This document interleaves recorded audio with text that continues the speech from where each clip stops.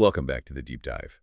We're jumping into some really interesting material you've shared with us, aiming to give you that shortcut, to being well-informed. Exactly. Glad to be here. So today, we're zeroing in on a really famous spot in Bangkok, the Chatuchak Weekend Market. It's often called the world's largest, right? That's what the material says, yeah. And our mission today is basically to unpack all the insights from the information you provided. Right. Covering everything from, like, how to get around in there, what unique stuff to look for, the food, definitely the food. Oh, yeah. The food gets a lot of mentions, and also kind of understanding its role in Bangkok as a whole. We want to boil it down for you. Okay, let's dive in. The first thing that really jumps out from the material is just the sheer size of this place. It's immense. I mean, the figures mentioned are over 35 acres. 35 acres. Yeah, and more than 15,000 stalls. It's described literally as a labyrinth of goods. A labyrinth. That tells you a lot right there, doesn't it? About getting lost, probably in a good way. Totally. You picture wandering through all these alleyways and arcades, and the atmosphere described is, well, intense. How so? Words like energetic, chaotic, clamorous, buzzing, lively. It sounds like a real sensory overload, but, in an exciting way. A mix of tourists and locals all packed in. And it's mainly a weekend thing, but not only weekends. Primarily, yeah. Saturday and Sunday are the main days. But the material notes Friday nights are big for wholesale, starting around 6 p.m. Okay. And interestingly, the plant section, there's a whole plant section that's apparently open on Wednesdays and Thursdays, too, from like 7 a.m. to 6 p.m. Good to know. So, okay, you've decided to go. How do you get to this massive market in a city like Bangkok? What's the advice? The strong suggestion is definitely use the public transport. Avoid the traffic. Makes sense. So the BTS SkyTrain. Yep, the BTS SkyTrain is highlighted. The mode at shit station is the one you want. It's described as, generally easy, quick, and good for most tourist spots anyway. And the MRT, the subway. Also a great option. The closest is Chatuchak Park Station, but interestingly, it also mentions the MRT Kamphaeng Phet Station. Ooh. What's the difference? That one apparently brings you out on a different side of the market, closer to something called the Red Building. So you have options for where you enter this labyrinth. Right. Good tactical info. Yeah. What about just general Bangkok travel advice in the material? Taxis, tuk-tuks? They're mentioned, of course, they're available. But there's a big caveat about Bangkok traffic. It can be gridlocked. So trains are safer for timing? Pretty much. The BTS and MRT are flagged as the best way to avoid delays. Costs seem reasonable, too. How much are we talking? The info says, 15 to 52 Thai baht for a single ride. Or you could get an all-day pass if you plan on moving around a lot. That's pretty affordable.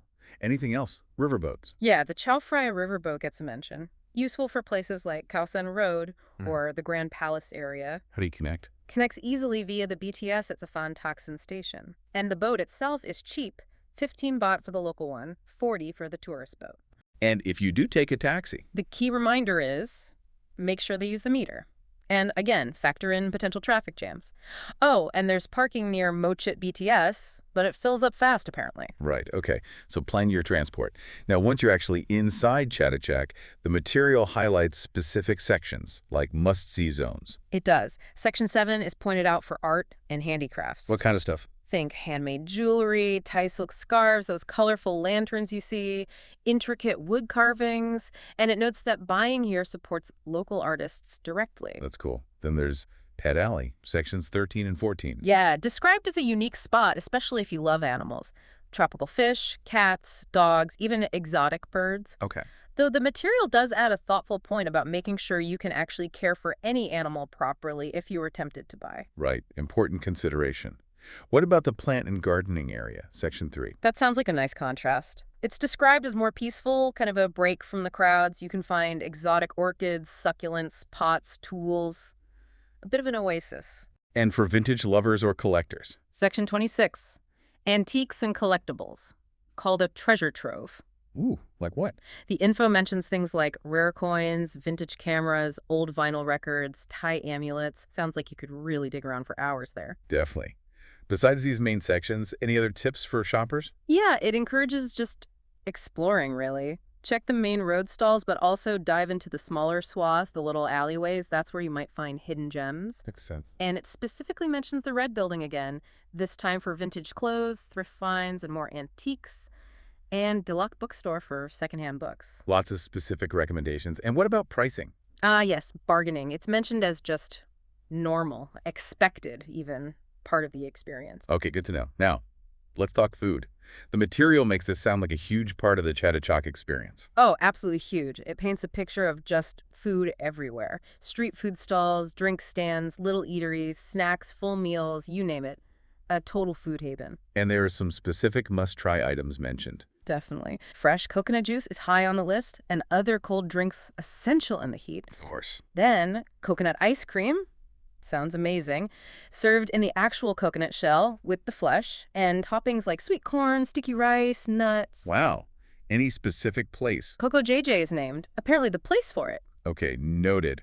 What else? Mango sticky rice. A classic, yep, that's mentioned. And also, kind of surprisingly, paella, cooked in these massive pans. Paella? Yeah. Right. At a place called Viva 8, which is also apparently a spot to grab a drink outdoors. Interesting mix. What about more traditional Thai dishes? Oh, yes.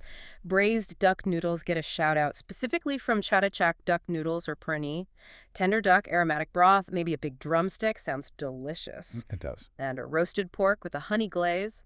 From pork May Samantha, described as divine, says Q's often form. High praise. Then there are boat noodles. Ratanakalsan boat noodle Chatuchak is the suggested spot. Flavorful soup, tender meat, chewy noodles, often with crispy pork rinds on top. Sounds like a proper Thai street food experience. Is that it, or is there more? Oh, there's more. The list also includes grilled pork skewers, Hat Yai-style fried chicken, that's a southern Thai style, usually really crispy, fresh fruit, Thai iced tea, toasted garlic skewers, even fresh coffee. It's endless. So the advice is basically just eat everything. Pretty much. Don't overthink it. Prices are reasonable. Try lots of little things. Go with friends so you can share and sample more. Yeah, that makes sense. And this reflects a broader point about Thai culture in the material, right? Exactly. It emphasizes how central food is. It's not just fuel, it's social, it's cultural. So in Bangkok, you're basically surrounded by delicious food options constantly, and the market is like the epicenter of that. Okay, so Chatuchak is amazing, but the material also kind of zooms out, right? Mentions other places in Bangkok, It does, yeah. Puts Chatuchak in context with other markets and areas. like other night markets. Since Chatuchak has night hours too? Right, Chatuchak runs Friday to Sunday nights, 7 p.m. till midnight. But yeah, loads of other night markets get listed. Siloam with the Patpong Bazaar, Yeah. Asiatique by the river, the one Rakshata, Yaorat, that's Chinatown, massive for food at night, Chinatown, always good for food. definitely. Also, the train night market, known for vintage stuff. Changshui, Kaohsiung Road, more lively. Party vibe, maybe. Pratunam for souvenirs and clothes.